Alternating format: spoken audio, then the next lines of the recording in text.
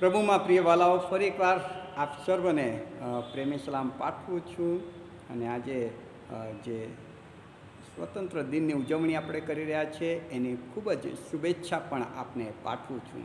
વિશેષ કરીને આજની આ ઓનલાઈન ભક્તિ સભાનું સંચાલન કરવા માટે અને વચનની લાવવા માટેની જે તક મને પ્રાપ્ત થઈ છે તે માટે આપણા ગુજરાત ડાયોસિસના બિશપ સાહેબ, માન્ય bishop the right reverend Silvans Christian સાહેબનો આ સમયે હું પુષ્કળ આભાર માનું છું. આવો પ્રભુના વચન તરફ જઈએ. પહેલાં પ્રાર્થનામાં નમીએ પ્રાર્થના કરીએ.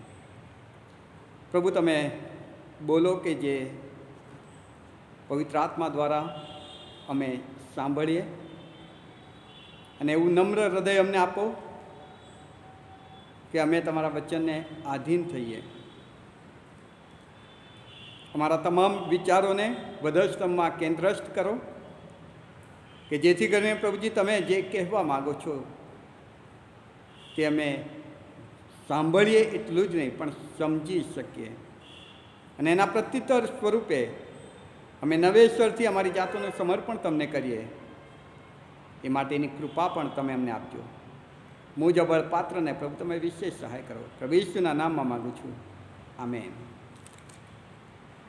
ગલાતીઓના પત્રનો 5મો અધ્યાય જે વાંચવામાં આવ્યો તેના આધારે કેટલીક બાબતો આપણે આજે જોવાનો પ્રયત્ન કરીશું. આજે આપણે રાષ્ટ્રીય પર્વ ઉજવી રહ્યા છીએ.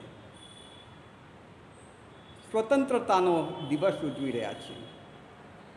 15મી ઓગસ્ટ કે જે દિવસે આપણા દેશને આઝાદી મળી, એ દિવસને યાદ કરીને, એ આઝાદીના એ દિવસને યાદ કરીને આજે આપણે એ લોકોને પણ યાદ કરીએ છીએ કે આપણા દેશને આઝાદ કરાવવા માટે જેમણે એ સમયે બહુ વેઠ્યું છે. કેમ કે આપણે જાણીએ છીએ, ભારતનો ઇતિહાસ બહુ સ્પષ્ટ છે કે ભારત દેશ ઉપર એક સમયે અંગ્રેજોની સત્તા હતી. ભારત દેશ અંગ્રેજોની સત્તા નીચે હતું, એટલે ગુલામ હતું. અને એ ગુલામીમાંથી ભારત દેશને આઝાદી અપાવવા માટે એક ચળવળની શરૂઆત થઈ. એ ચળવળમાં લોકો જોડાતા ગયા, ઝુંબેશ વધતી ગઈ.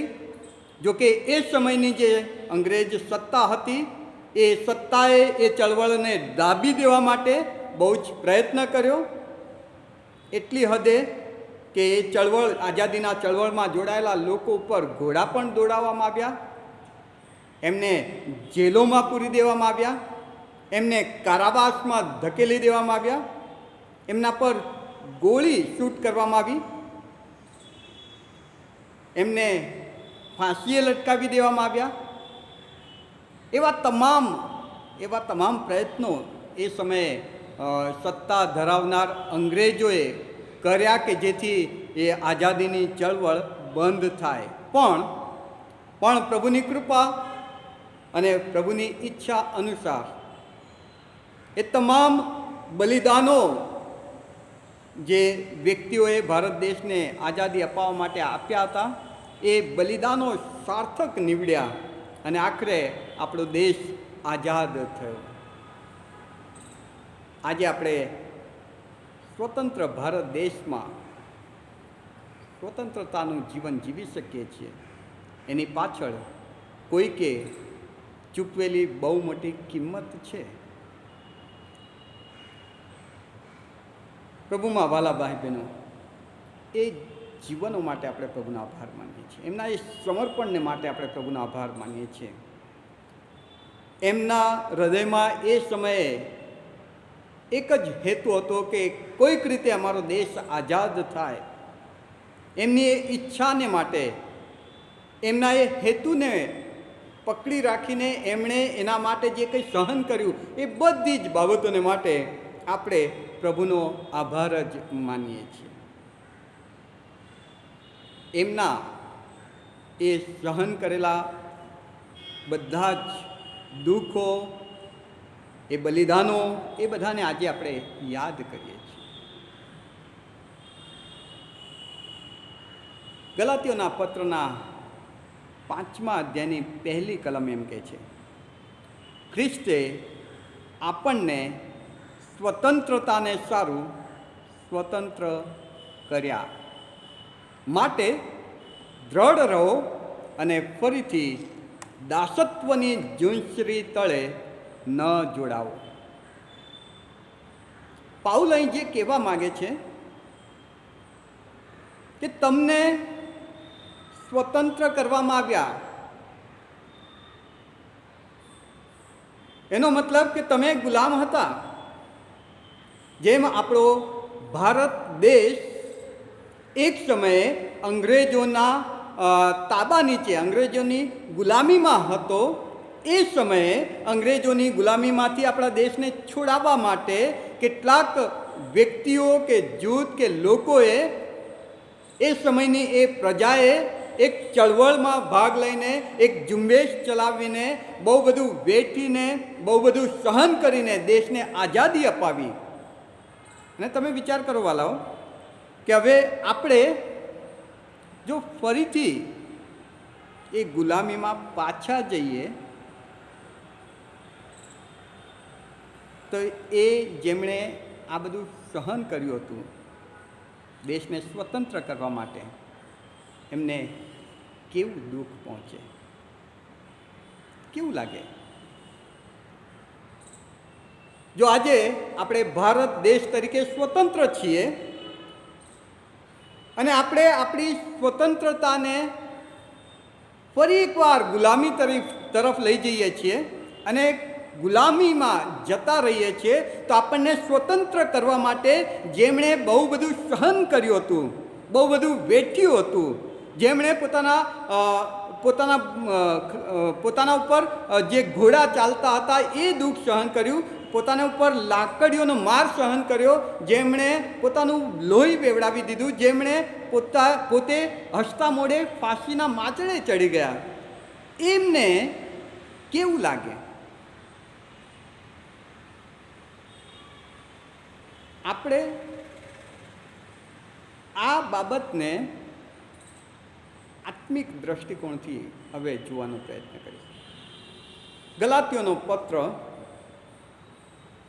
જ્યારે આપણે વાંચીએ છીએ ત્યારે એ યાદ રાખીએ કે પાઉલ પ્રેરિતે પોતાની પ્રથમ મિશનરી યાત્રામાં, એટલે ઈસવીસન 47-48ની આજુબાજુ દક્ષિણ ગલાતિયાની આજુબાજુ સંલગ્ન જે વિસ્તારો છે તેમાં અંત્યોક, ઇકોની, દર્બે, લુસ્રા વગેરે મંડળીઓની સ્થાપના એમણે કરી હતી. પ્રેરિતોના કૃત્યના 13મા અને 14મા અધ્યાયમાં આ વાત આપણે જોઈએ છીએ કે પાઉલ પ્રેરિતે 47-48ના વર્ષમાં જે પોતાની પહેલી મિશનરી યાત્રા કરી એ દરમિયાન દક્ષિણ ગલાતિયા વિસ્તારમાં કેટલીક મંડળીઓ સ્થાપી. હવે એ સમયે જ્યારે પાઉલે પોતાની પહેલી મિશનરી યાત્રા સમયે ત્યાં ગયા હશે ને જે લોકો ખ્રિસ્તને નહોતા જાણતા, ખ્રિસ્ત વિશે જેમને કશી ખબર જ નહોતી, એમને પ્રથમ વખત સુવાર્તા આપી અને સુવાર્તા આપી, એ સુવાર્તા પર એ લોકોએ વિશ્વાસ કર્યો અને એમ ત્યાં મંડળી સ્થાપી અથવા મંડળીની સ્થાપના થઈ. અને એ સમયે પાઉલે બહુ સ્પષ્ટ જે સુવાર્તા આપી છે એમાં બહુ સ્પષ્ટ પાઉલની સુવાર્તા હતી કે ઈસુ ખ્રિસ્ત પર વિશ્વાસ કરવાથી તારણ છે, ઉદ્ધાર છે, પાપની માફી છે, પિતા સાથેનો પુનઃસ્થપાતો સંબંધ છે અને એ કૃપાથી વિશ્વાસ દ્વારા છે. આ પાઉલની સુવાર્તાનો પાયો છે વાલાઓ. જ્યાં જ્યાં પાઉલે સુવાર્તા પ્રચાર કર્યો છે ત્યાં આગળ પાઉલે બહુ સ્પષ્ટ આ બાબત પર ભાર મૂક્યો છે કે કૃપાથી વિશ્વાસ દ્વારા તારણ છે. અને આ સુવાર્તા સાંભળીને એ દક્ષિણ ગલાતિયા વિસ્તારમાં જે લોકોએ પ્રભુનો સ્વીકાર કર્યો એની એ વિસ્તારમાં મંડળીઓ સ્થપાઈ. હવે એ મંડળીઓ પર પાઉલે 49-50ના વર્ષમાં આ પત્ર લખ્યો, જેને આપણે ગલાતીઓનો પત્ર કહીએ છીએ. પત્ર લખવાનું કારણ બહુ સ્પષ્ટ છે કે જે સુવાર્તા પાઉલે આપી હતી કે કૃપાથી વિશ્વાસ દ્વારા પ્રભુ ઈસુ ખ્રિસ્તમાં તારણ છે, અને એ તારણ મેળવીને લોકો વિશ્વાસમાં આવીને મંડળી તરીકે પોતાનું જીવન જીવતા હતા. પણ કેટલાક યરૂશાલેમથી કેટલાક યહૂદી ખ્રિસ્તી વિશ્વાસીઓ ત્યાં આવ્યા, અને એમણે કેટલાક ફરોશી પંથના યહૂદી ખ્રિસ્તીઓ સીરિયા પ્રાંતની મંડળીઓમાં આવ્યા, અને એમણે આ ગલાતિયા, દક્ષિણ ગલાતિયા વિસ્તારમાં જે લોકોએ પ્રભુને સ્વીકાર કર્યો હતો, એમને એવું કહ્યું કે ભાઈ, તમે પ્રભુ ઈસુ ખ્રિસ્ત પર વિશ્વાસ કરીને વિશ્વાસી થયા, એ સારી વાત છે, સારું કર્યું, પણ નિયમશાસ્ત્ર અને સુન્નતનું પાલન તો તમારે કરવું જ પડશે. નિયમશાસ્ત્ર અને સુન્નતનું પાલન તમારે કરવું પડશે. પાઉલ ગલાતી 5:3 એમ કહે છે કે દરેક સુન્નત કરાવનાર માણસને હું ફરીથી ખાતરીપૂર્વક કહું છું કે તે આખું નિયમશાસ્ત્ર પાળવાને બંધાયેલો છે. જ્યારે આ કેટલાક યરૂશાલેમથી આવેલા ફરોશી પંથના યહૂદી ખ્રિસ્તીઓએ આ વાત આ નવા ખ્રિસ્તીઓ મધ્ય મૂકી કે ભાઈ, તમે જે પ્રભુ ઈસુ ખ્રિસ્તને અપનાવ્યા છે એ તો યહૂદી હતા, અને યહૂદી વ્યક્તિ તરીકે જો જુઓ તો નિયમશાસ્ત્ર અને સુન્નત એમના જીવનમાં ટોપ ઉપર હોય છે, અગ્રસ્થાને હોય છે, અને તમારે પણ નિયમશાસ્ત્ર અને સુન્નતનો પાલન કરવું જોઈએ. પાઉલ કહે છે કે જો તમે એમની એ વાત માનો છો તો તમારે નિયમશાસ્ત્ર, આખું નિયમશાસ્ત્ર પાળવા તમે બંધાવો છો. અને વાલાઓ, આખું નિયમશાસ્ત્ર નું પૂરેપૂરું પાલન કરવું એ મનુષ્યના હાથની વાત નથી. કોઈ મનુષ્ય નિયમશાસ્ત્રને અક્ષરશઃ પાળી શકે જ નહીં. લૂકની સુવાર્તાના 18મા અધ્યાયમાં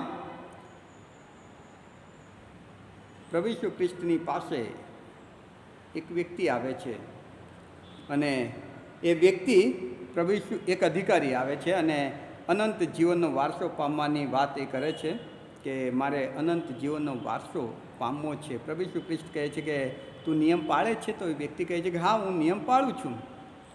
પ્રભુ ઈસુ ખ્રિસ્ત કહે છે કે તું નિયમ પાળે છે એવું તને લાગે છે, પણ એક વાત સંબંધી તું અધૂરો છે, અને જો એક વાત સંબંધી તું અધૂરો છે તો અનંત જીવન તારું નથી. માથીના 5મા અધ્યાયમાં પ્રભુ ઈસુ ખ્રિસ્તે જે પહાડ પર ભાષણ આપ્યું, સંદેશો આપ્યો લોકોને, એમાં એમણે નિયમશાસ્ત્રની જે ગંભીરતા છે, અથવા નિયમશાસ્ત્ર જે ઉચ્ચ કક્ષાનું સમર્પણ માંગે છે, તેની વાત કહી છે. પ્રભુ ઈસુ ખ્રિસ્તે કહ્યું કે હત્યા ન કર એવું લખેલું છે. કોઈ એમ કહેશે કે બરાબર છે, અને હું કોઈ હત્યા કરતો નથી. પ્રભુ ઈસુ ખ્રિસ્ત એમ કહે છે કે તમારા ભાઈ ઉપર તમે અમથો ક્રોધ કરો છો, ગુસ્સે થાઓ છો, એ પણ હત્યા કરવા જેટલા જ ગુનામાં તમે પોતાને મૂકો છો. એટલા જ ગુનેગાર તમે બનો છો. બેવિચાર ન કર એવું લખેલું છે ને તમે વાંચ્યું હશે. તરત વ્યક્તિઓ કદાચ એમ જવાબ આપે કે હા, અમે વાંચ્યું છે અને અમે બેવિચાર નથી કરતા. પ્રભુ ઈસુ ખ્રિસ્ત એમ કહે છે કે મનમાં કોઈને જોઈને જો ખોટો વિચાર પણ તમે કરો છો તો એ બેવિચાર કરવાનું પાપ તમે કરો છો. નિયમશાસ્ત્ર કેટલું ઉચ્ચ કક્ષાનું પવિત્ર જીવનની આશા અથવા તો અપેક્ષા રાખે છે. નિયમશાસ્ત્ર એ બહુ મોટું સમર્પણ માંગે છે કે જ્યાં સુધી પહોંચવું એ માનવીય જીવનને માટે અશક્ય છે.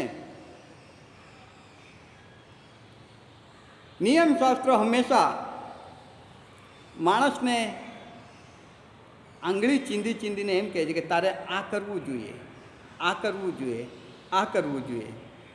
અને માણસની મર્યાદા, માણસનું જીવન એમ કહે છે કે આ તો અઘરું છે, મુશ્કેલ છે, અશક્ય છે, મારાથી નહીં પહોંચાય, મારાથી નહીં થાય. એટલે ટૂંકમાં પરમ પવિત્ર પરમેશ્વરે માનવીય જીવન પાસેથી જે અપેક્ષા રાખી એ એમણે નિયમશાસ્ત્રમાં જાહેર કરી કે જો તમારે મારા સંતાન તરીકે જીવવું છે તો તમારે આ લેવલની પવિત્રતાનું જીવન જીવવું પડશે. અને નિયમશાસ્ત્ર એ લેવલની ઊંચાઈ બતાવે છે. નિયમશાસ્ત્ર એ લીટી બતાવે છે કે તમારે અહીં સુધી પહોંચવાનું છે. પણ માણસની મર્યાદાઓ, માણસનું અધૂરાપણું, માણસની અંદર રહેલો એ માનવીય પાપી સ્વભાવ એ માણસને ત્યાં સુધી પહોંચવા જ નહીં દે, અથવા તો એના માટે માણસ બહુ જ નાનો સાબિત થાય. તો આપણને પ્રશ્ન થાય કે જો હું એ નિયમશાસ્ત્ર પૂરેપૂરો પાળી જ ના શકું એવું હોય તો પ્રભુએ નિયમશાસ્ત્ર આપ્યું શું કરવા? બાઇબલ કહે છે રોમન 3:20 કે નિયમશાસ્ત્ર તો તમને નિયમનું જ્ઞાન થાય એ માટે આપવામાં આવ્યું છે. તમને ખબર પડે, તમને મર્યાદા ખ્યાલ આવે, તમને તમારાથી સભાન કરવા અને ઈશ્વર જે માગે છે તે બતાવવા માટે નિયમશાસ્ત્ર તમને આપવામાં આવ્યો. ઈશ્વરની જે અપેક્ષા છે, પ્રભુ જે માગે છે તે બહુ ઉચ્ચ કક્ષાનું છે. અને નિયમશાસ્ત્ર કહે છે કે હે માનવ, તારે ત્યાં સુધી પહોંચવાનું છે. પણ માનવ કહે છે કે હું મર્યાદાથી બંધાયેલો, હું અધૂરો, મારો સ્વભાવ જે છે, મારું જીવન જે છે, મારી અંદર રહેલું જે મૂળ પાપ છે એ મને ત્યાં સુધી પહોંચવા જ નહીં દે. અને એવા સમયે માનવમાંથી એક બૂમ ઊભી થાય છે.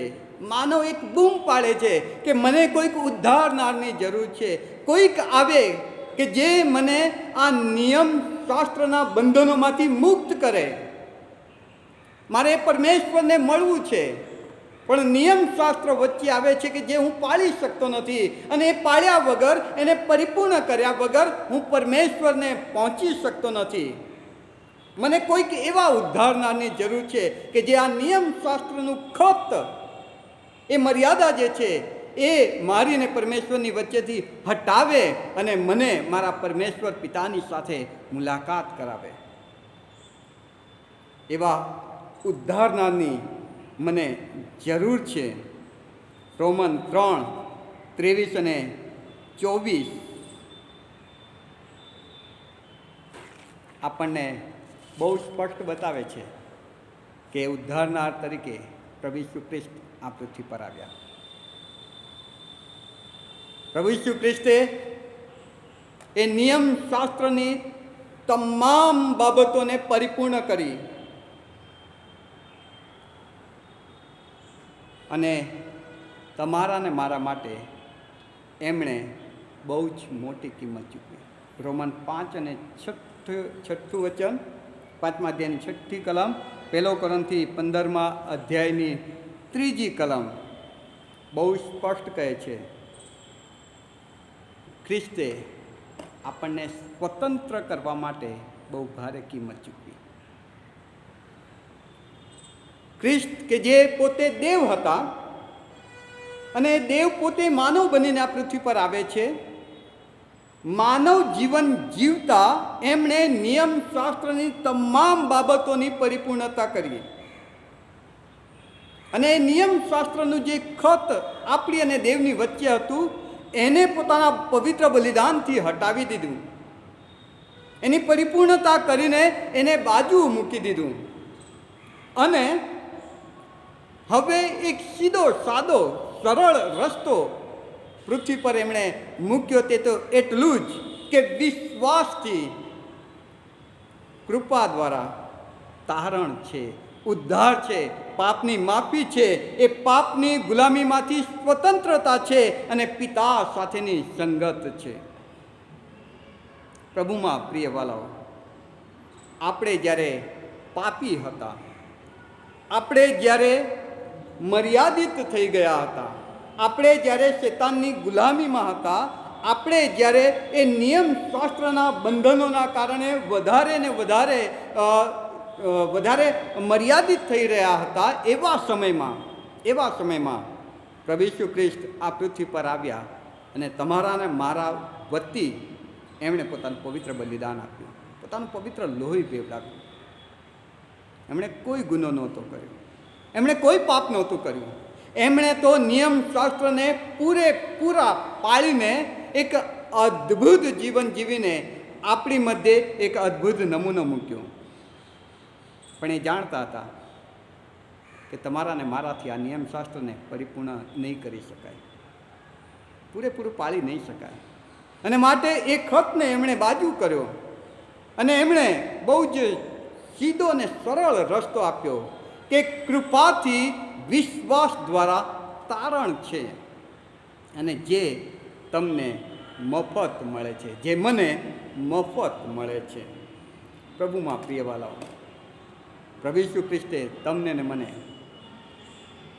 પાપની ગુલામીમાંથી, શૈતાનની ગુલામીમાંથી, નિયમ શાસ્ત્રના એ બંધનોમાંથી, સુન્નતના એ બંધનોમાંથી, એ તમામ મર્યાદાઓમાંથી સ્વતંત્ર કર્યા છે. અને જ્યારે આપણે સ્વતંત્ર થયા ત્યારે ઘણા બધા આશીર્વાદો આપણને પ્રાપ્ત થયા. ગલાતીઓના પત્ર તમે જુઓ તો ગલાતી 1 અને 4 કહે છે કે ભૂંડા જગતથી તમને છોડાવ્યા છે. 2 અધ્યાયને 16મી કલમ કહે છે તમને ન્યાયી ઠરાવવામાં આવ્યા છે. 3 અધ્યાય ગલાતી 3 અને 26 કેમ કે તમે બધા ખ્રિસ્ત પરના વિશ્વાસથી દેવના દીકરા બનો છો. 4 અધ્યાયની 6ઠી કલમ તમે પુત્રો છો, એ માટે દેવે આપણા હૃદયમાં તેના પુત્રનો આત્મા એટલે પવિત્ર આત્માની અદ્ભુત ભેટ આપણને મળે છે. પવિત્ર આત્મા એટલે ગલાતી 5 ને 22. 4 અધ્યાયની 7મી કલમ એમ કહે છે કે એ સારું, હવેથી તું દાસ નથી પણ પુત્ર છે, અને જો પુત્ર છે તો દેવને આશરે તું વારસ પણ છે. 6 અધ્યાયની 8મી કલમ કહે છે કેમ કે જે પોતાના દેહને અર્થે વાવે છે તે દેહથી વિનાશ લણશે, પણ જે આત્માને અર્થે વાવે છે તે આત્માથી અનંત જીવન લણશે. આ બધા આશીર્વાદો આપણને ખ્રિસ્ત ઈસુમાં મળ્યા છે. પ્રભુ ઈસુ ખ્રિસ્તે આપણા માટે બહુ મોટી કિંમત ચૂકવીને, બહુ જ મોટી કિંમત ચૂકવીને આપણને એ પાપના, એ શેતાનના, એ નિયમશાસ્ત્રના, એ બંધનોના ગુલામીમાંથી આઝાદ કર્યા છે. અને આઝાદ કરીને આપણને આ અધિકારો આપ્યા છે, આ આશીર્વાદો આપ્યા છે કે આપણે ભૂંડા જગતથી છૂટ્યા છીએ, દેવના દીકરા દીકરીઓ બન્યા છે, પવિત્ર આત્મા આનો આશીર્વાદ આપણને મળ્યો છે, આપણે દેવના રાજ્યના વારસદારો બન્યા છે અને અનંત જીવનનો આશીર્વાદ પણ આપણને પ્રાપ્ત થાય છે. આ તમામ આશીર્વાદો આપણને ખ્રિસ્ત ઈસુમાં મળેલી સ્વતંત્રતાના કારણે મળે છે. પણ બહુ દુઃખ સાથે ગલાતી 5:1 પાઉલ એમ કહે છે, ખ્રિસ્તે આપણને સ્વતંત્રતાને સારું સ્વતંત્ર કર્યા માટે દ્રઢ રહો અને ફરીથી દાસત્વની ઝૂંઝરી તળે ના જોડાવો. અને જો આપણે ફરીથી એ પાપની ગુલામીમાં આપણી જાતને લઈ જઈએ છીએ, ફરીથી આપણે એ શેતાનની આધીન થઈને એની ગુલામી તરફ જઈએ છીએ, ફરીથી આપણે એ વિધિનું ખત આપણા માટે આપણા ઉપર લાવી દઈએ છીએ, તો વાલાઓ બીજી કલમમાં પાઉલ કહે છે કે જો હું પાઉલ તમને કહું છું કે જો તમે સુન્નત કરાવો તો તમને ખ્રિસ્તથી કંઈ લાભ થવાનો નથી.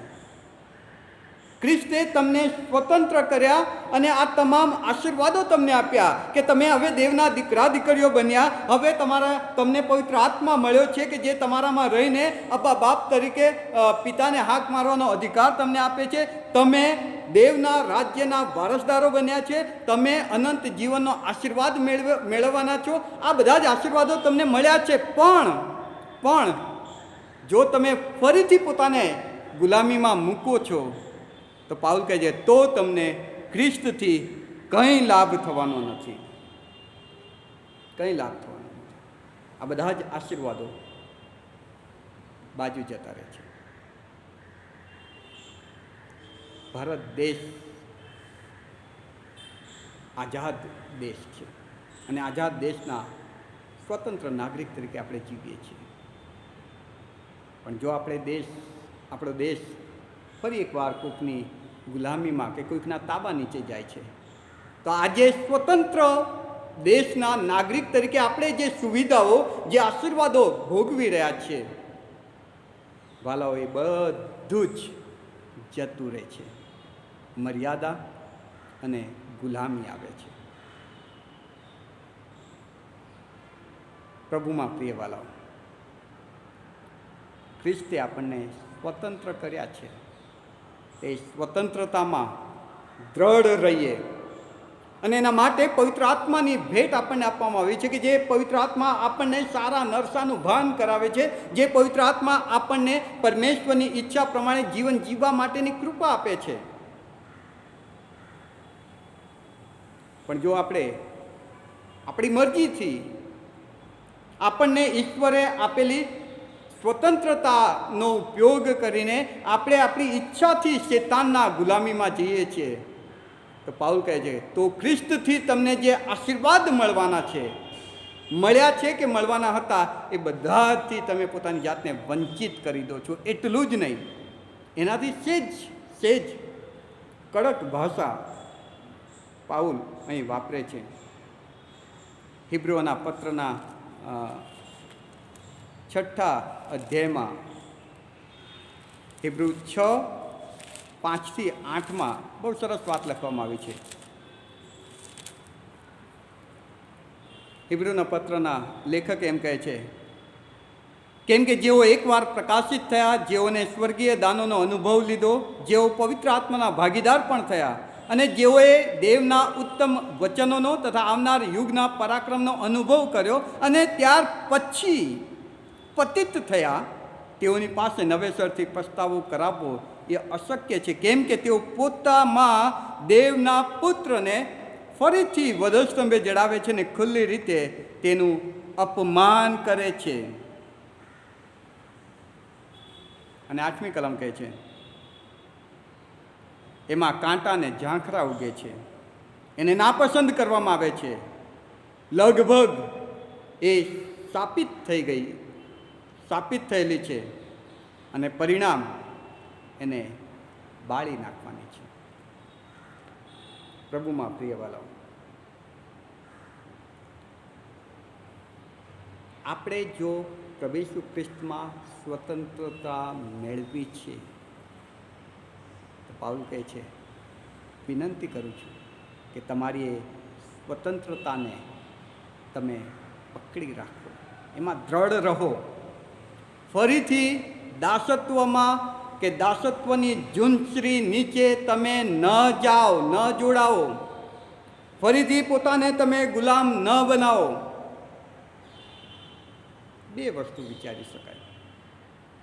પ્રભુએ મને સ્વતંત્ર કરીને જે આશીર્વાદો આપ્યા છે કે મને એમણે એમના બાળક તરીકે, એમના સંતાન તરીકે, એમના દીકરા દીકરી તરીકે સ્વીકાર્યા છે. આ એક બહુ અદ્ભુત આશીર્વાદ. બીજું કે હું એમની ઈચ્છા અનુસાર આશીર્વાદિત જીવન આ પૃથ્વી પર જીવી શકું એ માટે મને સહાય કરવા પ્રભુ પવિત્ર આત્માનો આશીર્વાદ એમણે મને આપ્યો. એમની આગેવાનીમાં હું એ પવિત્રતાના ધોરણે આગળ વધી શકું છું. ત્રીજું કે એ પરમેશ્વર પિતાનો સંતાન કે દીકરો કે દીકરી હું બનું છું ત્યારે એમના વારસદાર તરીકેનો અધિકાર મને મળે છે. અને એમના વારસદાર તરીકે મને જે સ્થાન અને માન મળે છે એના કારણે અનંત જીવન મારું છે, અનંત જીવનનો આશીર્વાદ મારો છે. પણ જો હું મારી સ્વતંત્રતામાં દ્રઢ રહું છું તો, જો હું મારી જાતને ફરીથી શૈતાન કે પાપ કે દુષ્ટતા કે નિયમ શાસ્ત્રની ગુલામીમાં પોતાની જાતને નથી મૂકતો તો પ્રભુ આપણને સ્વતંત્ર કર્યા છે કે આપણે સ્વતંત્રતાનું જીવન પ્રાપ્ત કરીએ. ખ્રિસ્તે આપણને સ્વતંત્રતાને સારું સ્વતંત્ર કર્યા છે. તમે સ્વતંત્ર રહો માટે સ્વતંત્ર કર્યા છે. તમે ગુલામીમાં પાછા જાઓ માટે નહીં. અને તમને સ્વતંત્ર કરવા માટે એણે બહુ મોટી કિંમત ચૂકવી છે. એણે પોતાનું લોહી બેવડાવ્યું છે, એણે પોતાનો જીવ આપી દીધો છે. એણે જે સહન કર્યું છે એ બહુ જ કરુણ છે. પણ એની ઈચ્છા એક જ કે તમે ને હું સ્વતંત્રતા મેળવીએ, શૈતાનની ગુલામીમાંથી આઝાદ થઈએ અને એના એ બલિદાન ઉપર વિશ્વાસ કરીને કૃપાથી વિશ્વાસ દ્વારા એ સ્વતંત્રતા આપણે મેળવીએ છીએ અને એમાં રહેલા એ આશીર્વાદો આપણે મેળવીએ છીએ. અને પાઉલ કહે છે કે હવે તમે દાસત્વની ઝૂંઝરી તળે ફરી ન જોડાઓ. જો તમે જોડાઓ છો તો ખુલ્લી રીતે ખ્રિસ્તના એ બલિદાનનું અપમાન કરો છો અને એવી ભૂમિ જેમાં કાંટા ઝાંખરા ઉગી નીકળે છે, જે પરિણામે બાળી નાખવામાં આવશે. પ્રભુમાં પ્રિયવાલાઓ, સ્વતંત્ર ભારત દેશની આ ઉજવણી સમયે આ પણ એક વિચાર આપણે વિચારીએ કે પ્રભુએ મને, મારા આત્માને, મારા જીવનને પાપની ગુલામીમાંથી સ્વતંત્ર કર્યા છે. તો મારે ફરી પાપ, શૈતાન, નિયમશાસ્ત્ર કે એવી કોઈ મર્યાદામાં મારી જાતને ગુલામ થવા દેવી નથી. હું પ્રભુમાં આઝાદ છું. મારો પ્રભુ પવિત્ર આત્મા દ્વારા મને એ આઝાદીમાં વધારે દ્રઢ રીતે આગળ વધવા સહાય કરશે. પ્રભુ તમને વચન સમજવા એની કૃપા આપો. આમેન. પ્રાર્થનામાં જોડાઈએ, પ્રાર્થના કરીએ. પ્રભુ, અમે તમારો આભાર માનીએ છીએ કેમ કે તમે અમારા પર પ્રેમ કરો છો. અમે જ્યારે શૈતાન, પાપ અને એ નિયમ શાસ્ત્રની ગુલામીમાં હતા ત્યાંથી અમને છોડાવવા પ્રભુ તમે માનવ બનીને આ પૃથ્વી પર આવ્યા. તમારું પવિત્ર બલિદાન આપીને તમે અમને એ તમામ બંધનોમાંથી આઝાદ કર્યા, સ્વતંત્ર કર્યા કે જેથી અમે સ્વતંત્ર રહીએ. પ્રભુ, અમે તમને વિનંતી કરીએ છીએ તમારા પવિત્ર આત્માની સહાય અમને દરેક પળે તમે આપો કે જેથી અમે અમારી એ સ્વતંત્રતા ટકાવી રાખીએ. ફરીથી એ દાસત્વમાં અમે ન જઈએ, ફરીથી એ ગુલામીમાં અમે ન જોડાઈએ. પણ પ્રભુજી, તમારા આત્માની દોરવણી નીચે હંમેશા આશીર્વાદિત જીવન જીવતા આગળ વધીએ એવી કૃપા થવા દેજો. પ્રભુ ઈશ્વરના નામમાં માગું છું, આમેન. એક ગીતમાં આપણે જોડાઈશું ને ત્યાર પછી પ્રભુએ શીખેલી પ્રાર્થના આપણે સાથે બોલીશું. છેલ્લી પ્રાર્થના અને છેલ્લો આશીર્વાદ આપણા માટે માનનીય બિશપ સાહેબ ઉચ્ચારશે.